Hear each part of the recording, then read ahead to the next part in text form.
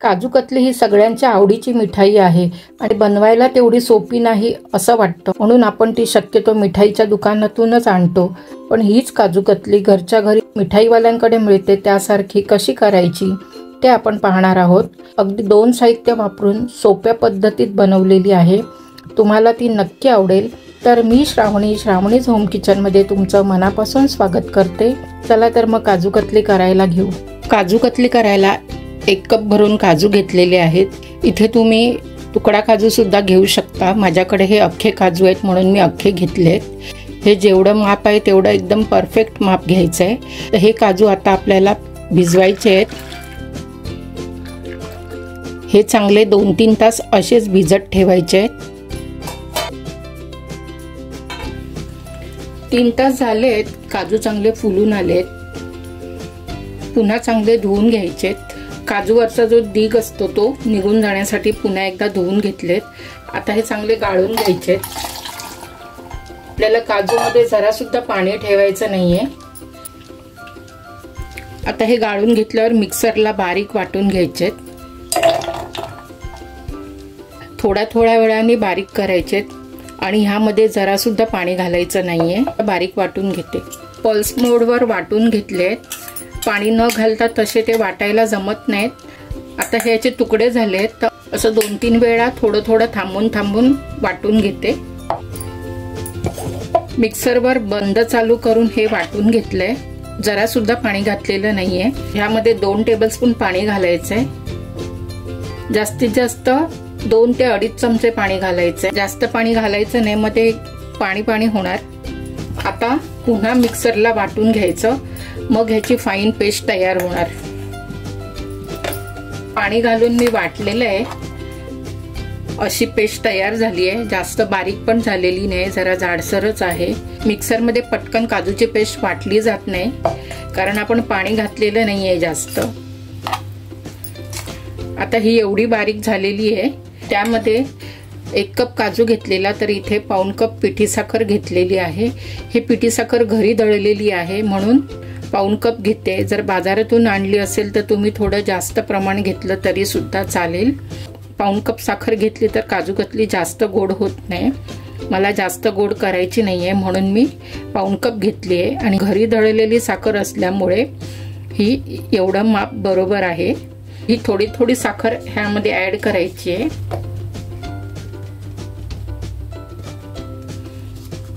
आणि मिक्स करून घ्यायची. जे काजूला सगळीकडे ती लागली पाहिजे. आता ही राहिलेली साखर सुद्धा ऍड करून घ्यायची. आता ही व्यवस्थित मिक्स करून घ्यायची. साखर घातल्यानंतर थोडं पातळ झालेलं आहे कारण मिक्सरमध्ये वाटल्यानंतर मिक्सर गरम होतो आणि मग त्या गरम मिक्सरमध्ये ही पिठी साखर ऍड केल्यावर थोडंसं पाण्यासारखं झालेलं आहे. आता हे जे मिश्रण आहे त्यापेक्षा पातळ आपल्याला मिश्रण बनवायचं आहे. त्यासाठी ही साखर आणि काजूची पेस्ट मिक्स होण्यासाठी जसं मगाशी मिक्सर बंद चालू करून वाटलं तसंच हे वाटून फाईन पेस्ट तयार करून घ्यायची आहे. तर ही आता मी फाईन पेस्ट करून घेते. तुम्ही बघू शकता साखर घालून फाईन पेस्ट तयार केली आहे. जास्त पण पातळ करायची नाही, मग ते एकदम पाणी होणार कारण आपण ह्यामध्ये साखर ऍड केली आहे. पाणी न घालता साखर घालूनच आपल्याला पेस्ट बनवायची आहे. एकदम कमी पाणी वापरलंय. अशा पद्धतीने ही पेस्ट आपण करून घ्यायची आहे. आता हे एका पॅनमध्ये काढून काजू कतली करायला घेऊया.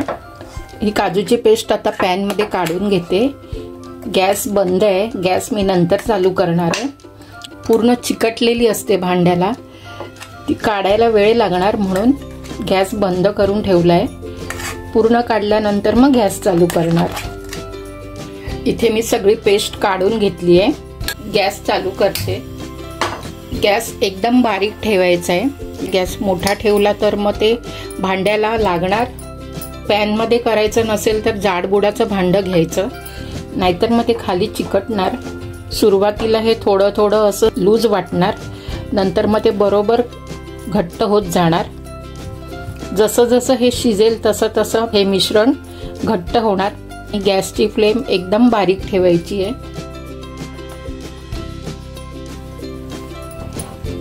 तुम्ही बघू शकता, हे बघा इथे शिजायला लागलंय. आता पॅन गरम झालाय, तसं तसं ते शिजायला लागलंय. असं कंटिन्यूस हलवत राहायचं, म्हणजे सगळीकडे चारी बाजूला ते बॅटर शिजलं जाणार. असं 10 ते 15 मिनिटं करायचं. आता गोळा घट्ट व्हायला लागलाय. हे बघा, गोळा लगेच पडत नाहीये, असा थांबून थांबून पडतोय. म्हणजे आता हा गोळा व्हायला लागलाय.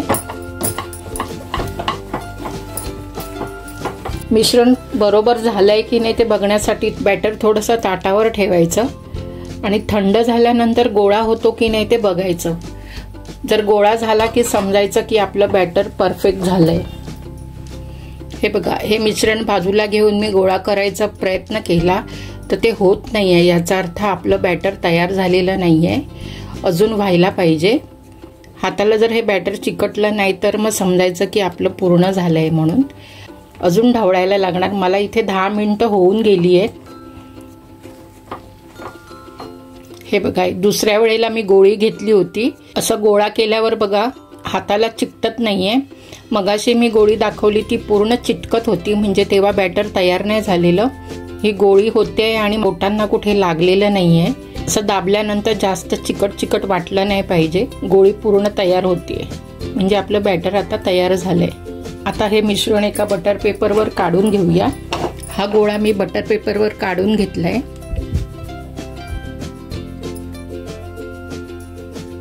गरम आहे त्यामुळे बटर पेपरवर काढून घ्यायचा.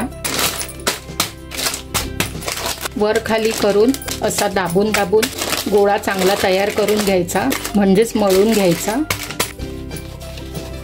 अजून गरमच आहे हा गोळा. बटर पेपरवर काढून असा गोळा मळून घेतलाय. प्लास्टिकवर सुद्धा होतं, पण प्लास्टिकवर आपण गरम गरम बॅटर घातलं तर प्लास्टिक जळू शकतं, म्हणून बटर पेपर वापरायचा. बॅटर दुसऱ्या बटर पेपरवर ठेवलंय.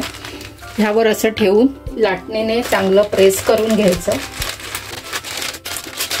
बटर पेपरवर प्रेस करून झालंय. आता हे कट करून घ्यायचे.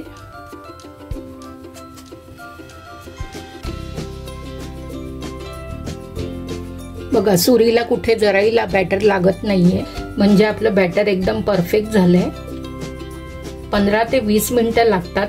20 मिनिटं तरी आपण बॅटर शिजवत राहायचं.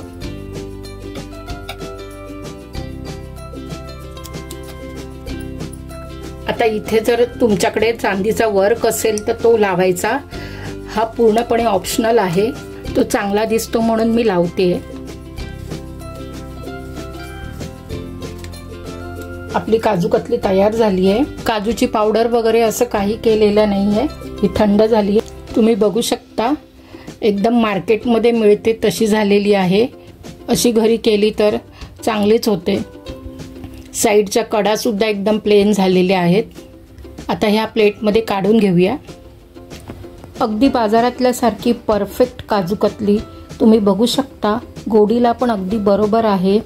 ही अगदी स्वस्त आणि 2 साहित्यामध्ये केली आहे. ना तूप ना कुठला स्टार्च वगैरे घातला आहे.